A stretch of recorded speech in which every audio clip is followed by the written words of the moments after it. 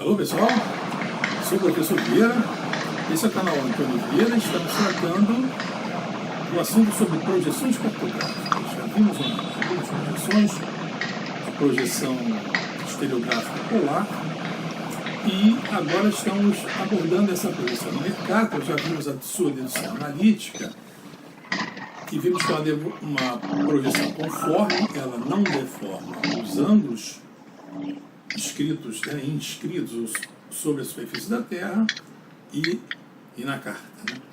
A projeção conforme. Entretanto, as suas áreas são muito ampliadas, considerando a projeção cilíndrica equatorial, as áreas são muito ampliadas à medida que essas áreas se afastam do centro de projeção, no caso, o Equador.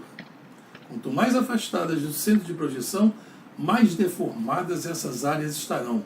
Isso quer dizer que num mapa feito na projeção de Mercator, a escala não é constante. Então aquele valor que se coloca ali, que o geógrafo, que o cartógrafo coloca no rodapé do mapa, não é a escala ao longo de todo o mapa. Aquele valor da escala vale apenas no centro da projeção e nas suas imediações, em que a deformação é razoavelmente pequena.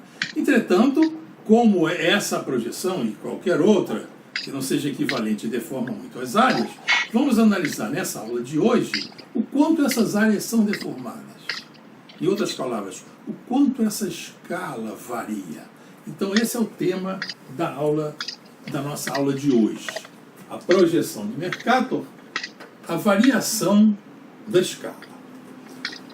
Fiz aqui duas figuras para ganhar tempo, em que aqui temos a esfera modelo, né, ou a própria Terra, se quisermos considerar a escala 1 por 1, ou então aqui uma esfera modelo, que é a Terra reduzida à escala do mapa, né, ao longo do Equador. E nós temos aqui, então, essa esfera circunscrita, né, por um cilindro que a tangencia ao longo do Equador. Nós consideramos aqui um paralelo que passa pelo ponto A e B, lá na Terra, né, e aqui na esfera modelo, numa latitude φ, uma latitude geográfica φ. E dois pontos situados nesses paralelos a uma distância infinitamente próxima da outra ao longo do paralelo. Ou seja, a diferença de longitude entre eles é infinitamente pequena, é um infinitésimo, é um d lambda. Aqui desse paralelo ele tem um arco de circunferência, considerando a Terra esférica, e aqui é o raio do paralelo, R minúsculo. E nós temos aqui o Equador, sendo também um círculo, né, no caso o círculo máximo, e o seu raio, o raio desse círculo no Equador, é R maiúsculo. Esse cilindro que nós traçamos aqui, cada geratriz corresponde a um meridiano. Então esse meridiano que passa pelo polo, pode ser o polo norte, né, P até P', no caso aqui é o polo norte, eu botei Greenwich aqui. Esse meridiano da Terra, ele é representado no cilindro por essa linha que se chama uma geratriz do cilindro.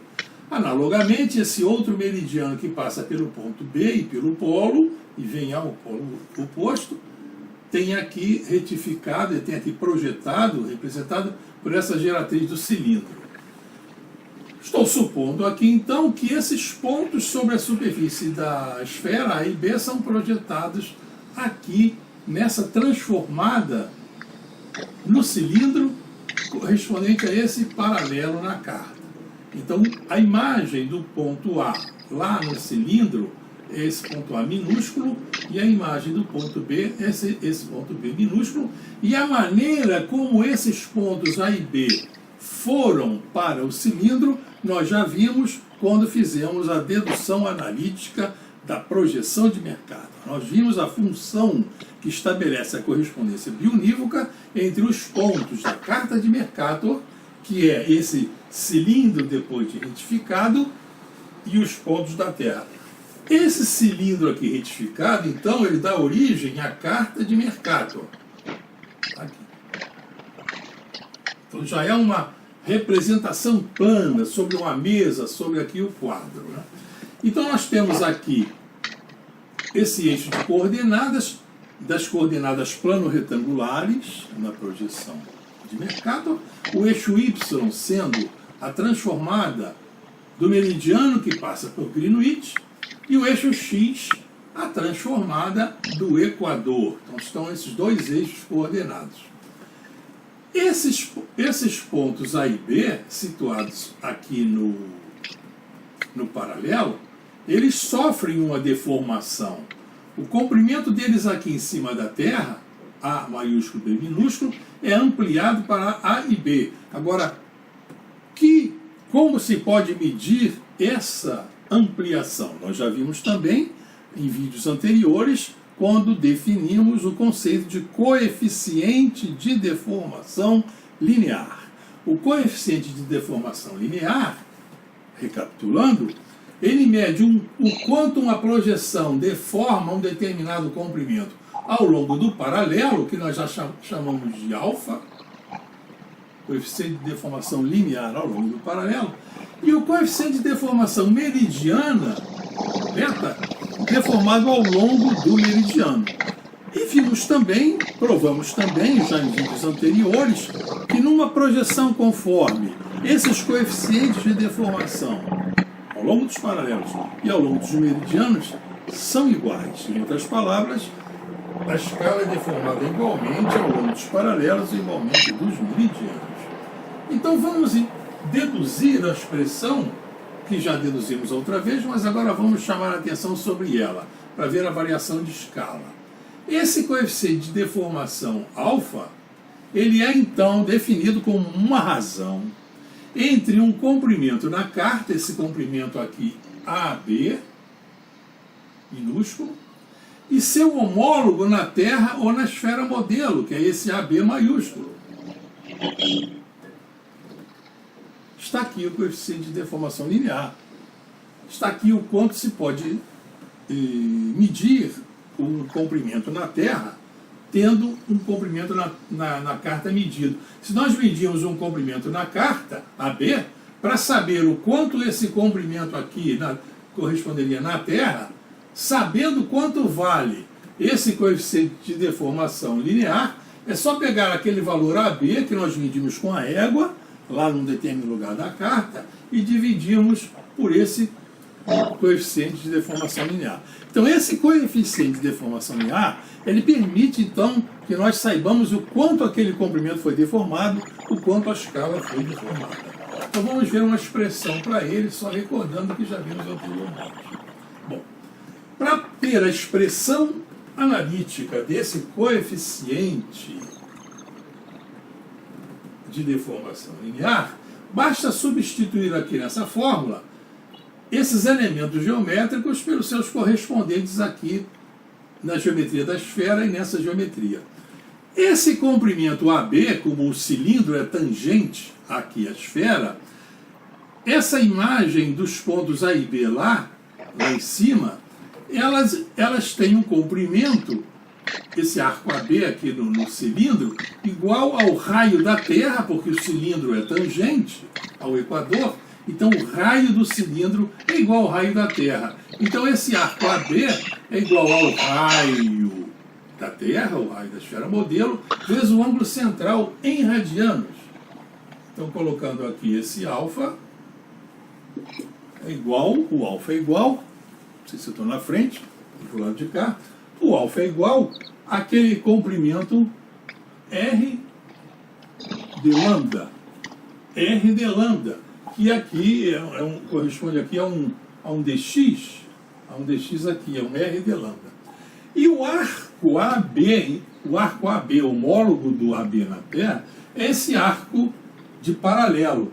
E quanto vale um arco de paralelo? Ora, o arco do paralelo é um arco de círculo, ele vai valer o raio desse arco de círculo, né? Esse arco AB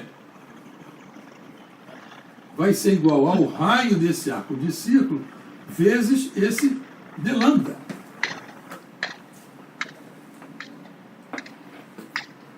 E esse raio do paralelo? Esse raio do paralelo é a projeção aqui do raio da esfera no plano do paralelo. Esse ângulo da latitude é igual a esse daqui, que são alternos internos. Então esse raio da Terra é a hipotenusa desse triângulo, o raio do triângulo formado aqui. Então, aqui assim vai ser, no caso, tá direitinho aqui, então projetando-se aqui pelo cosseno, que o R aqui, o raio do paralelo, é adjacente aqui ao ângulo φ, o R, no caso aqui minúsculo, é R cosseno φ. Esse R minúsculo é R cosseno φ, como já vimos várias vezes, e o seu comprimento então é d lambda em radianos. Está ele direitinho aqui. Então basta substituir esse valor aqui e ficamos com R cosseno φ vezes o d lambda. Ora, o d lambda simplifica com d lambda, o R simplifica com R, e esse coeficiente, a expressão do coeficiente de deformação linear, então, é 1 sobre o cosseno da latitude. 1 sobre o cosseno da latitude. Essa é a expressão, que é igual, como se fosse a secante de φ, porque secante e cosseno são o inverso da outra. Então, esse, senhores, é a expressão linear. Então, repare o seguinte. Quando o ponto estiver aqui no equador, φ igual a 0, cosseno de 0 é 1, alfa vale 1. Então, alfa vale 1. Isso quer dizer que no equador não há deformação de escala, não há deformação de comprimentos. Mas reparem, por exemplo, vamos imaginar que essa latitude fosse 60 graus, lá perto dos polos, 60 graus. Então, esse coeficiente de deformação linear seria 1 sobre cosseno de 60 graus. E o cosseno de 60 graus, que é igual a seno de 30, é igual a 1 meio. Isso aqui é igual a 1 sobre 1,2, que é 1 meio, vai dar 2. Então, o coeficiente de deformação linear numa latitude alta, lá de 60 graus, ele é o dobro. Ele dobra o valor dos comprimentos representados aqui, como se estivesse no centro de projeção. Então, é assim que varia a escala.